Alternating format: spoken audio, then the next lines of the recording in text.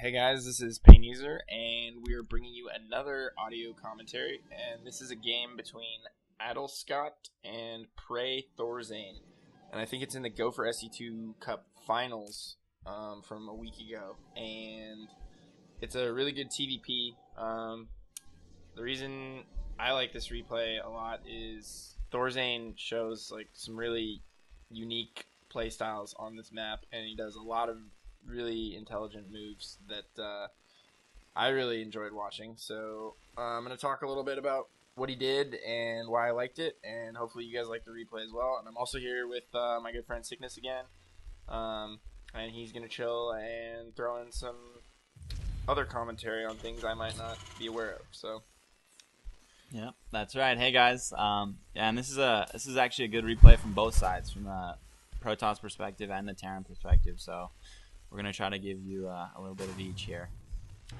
So right now, both guys just open completely standard. And I like getting the supply depot right in your mineral line here, just in case. And also the barracks right there, just in case a toss player gets really Rambo. Like sometimes people will send out one probe to the top base and one probe to the bottom base with like their 7th and 8th probes.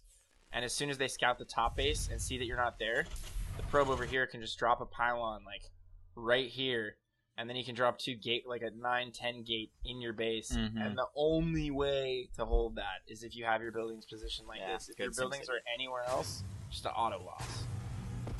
But we're not going to get into why Protoss early game is so imbalanced. Yeah, you can proxy actually in a few places on this map too. At the Zelnaga is a good spot, and then in between the two bases, right up there. Oh, he's actually scouting that. I like his scouting run here. Yeah, that's always Goes good up against along the the Protoss. natural, checks it out, makes sure that there's nothing back here. He also scouted out most of the proxy spots in his main. I would have liked him to have checked this spot here, but that's kind of, I mean, if you get hit with that, it's too bad. I'm surprised a lot more people don't do that in tournaments, and this part's actually really funny. Adelscott asks if there's a cash prize for the tournament. Thorzain says yes. He goes, ha ha ha, I need cash. He's pretty happy about that.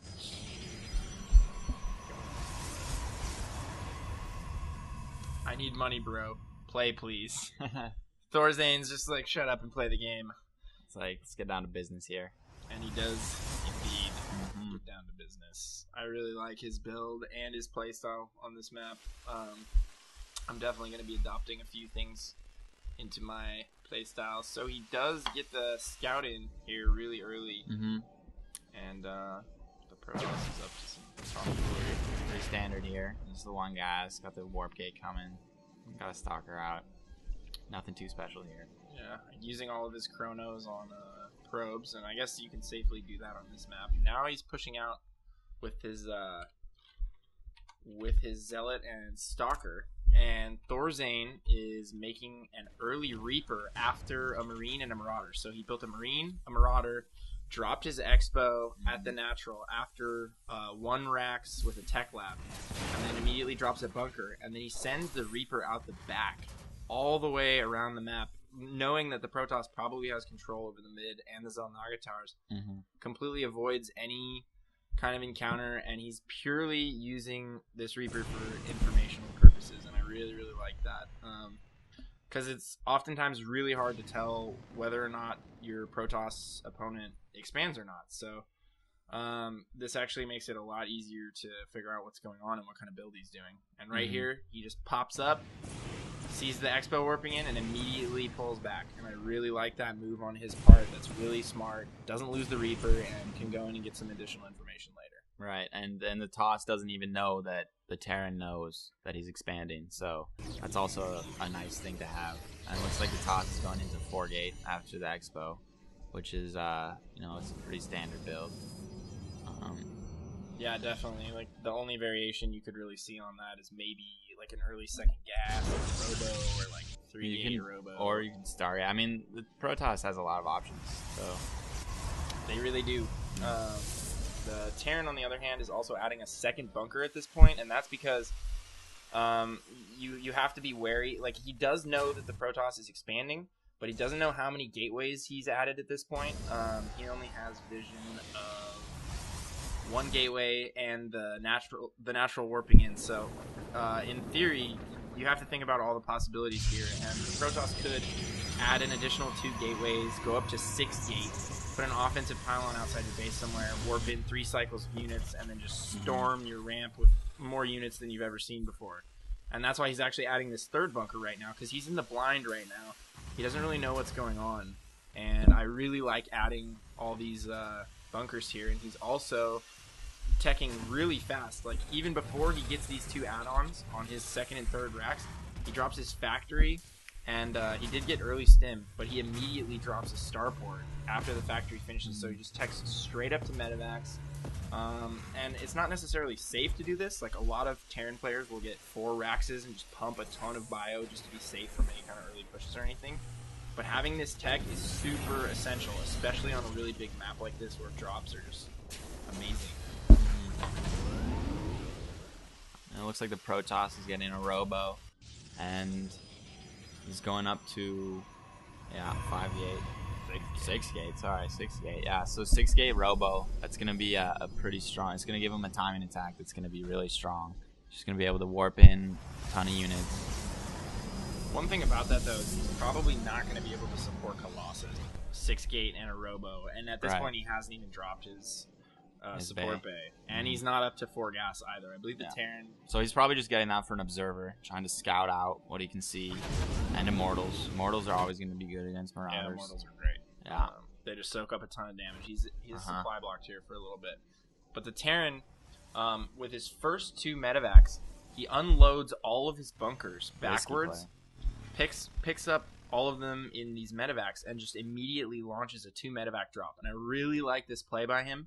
It allows him to get out on the map and do some early damage to the Protoss, whereas normally in a situation like this, on a map this large, it's really hard to do damage early to the Protoss. And he's also adding a really early Ghost Academy, and this is awesome as well. So basically, the reason this game really jumped out to me is because he's teching down all kinds of different patterns immediately after the Expo, and he does it in a way that's safe. And right now, he's dropping the natural of the Protoss. The Protoss very quickly moves all of his probes out of the way. It's a really good pull by him. But Thorzain still manages to do some damage here, picks up a few pylons, gets the gas. The Protoss is he was in the middle of the map with his army, so he had good map control, but he wasn't really ready for that drop. And Thorzain hides his Marine Marauder in the grass right here as Adelscott goes down to check. Where are the medevacs? I do not know. He actually ends up finding them, which is pretty crazy. Yeah, so he's just checking all the spots right now. It's a good play by Adelscott right here. Yeah. And there he goes. He finds it, but I'm just going to pick him up and go right back to your mineral line. All he has here is Stalker. You know how much Marauders shred the Stalker. So he's going to get a bunch of probe kills here, which is nice, and kill a lot of the Protoss' army. So his drop has turned out to be worth it 100%. Even though he left his front open for a little bit, it paid off. Yeah, it paid off the dividends. Stalkers versus absolutely ridiculous. Let's check out the income tab real quick. Yeah, that drop, just slaughtering probes. So I think they were pretty much close to even before that drop, and now the Terran's just so far ahead right here. So yeah, Adelscott it looks like he's not even building any more probes. So he decided to just say, you know what? You did so much damage to my economy. I'm just going to go for an all-in attack. And Thorzain's scouting all over the map right now with these 2 Vikings, checking everywhere. So Adelscott basically just going all in here. Has a pylon here with an observer on the high ground. Warps in Zealots. I like that. That's really good. Forces Thorzain to pull his army. And then, hey, I'm going to hit the front. That's a good strat by Aguilar here. It's a good idea. Look at that EMP, hits all of the Immortals in the Sentries, 0 force fields, 0 shields on the Immortals, and he stacks all of his units together, pulls the SCVs at the same time, brings the Vikings. And this is just a really good play by Thorzain here, and he never sold those bunkers, so those really played a huge role in just delaying the Protoss, allowing him to get to those Zealots that were warping into the side. And it looks like Adelscott, he's trying to pincher them, but it's not really working. He's going in with one army too fast, and the other one's not right behind it. So it was a good thought, but he should have tried to make his zealots attack at the same time as the main ball. Yeah. It just allowed Thorzain. I think that if he had hit from the top and the bottom of those two groups of units, he might have had a really good chance of actually killing them outright. I think he actually probably could have. It would have been a lot close. Yeah, these medevacs have been doing a tremendous job throughout the entire fight. And now if you look at the harvester count, it's about even, but Thorzain has a way bigger army, and he's morphing his third orbital right now, and he has 2 orbitals with a ton of energy that he just burned on his natural. Let's look at that mineral income boost up real quick. All right, when those mules return their first load. Goes from about 900 right up to the 16 to 1800 range. So he's pulling way ahead at this point. He's got a good lead here. His army's bigger. He defended that somewhat all in attack. Even though Adelscott killed a lot of his SCVs, the mules are really going to put him ahead of as far as production goes. And right now he's just playing it safe. He's not rushing to take his third. Just kind of hanging out. Adelscott's getting some really late Colossus here.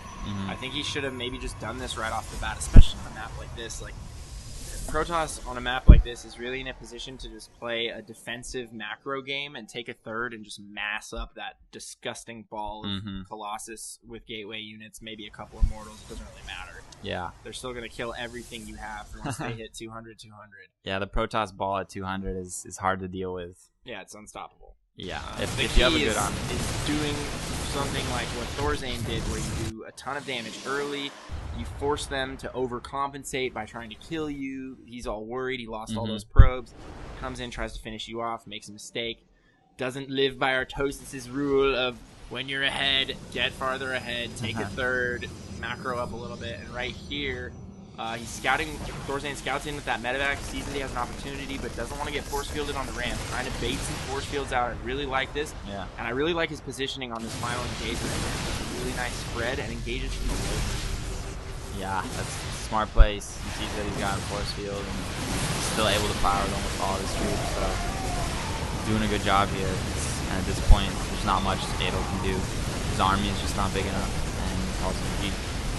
Yeah, so that's it. I hope you guys enjoyed the game, and we'll be back soon with another commentary. Thanks for watching.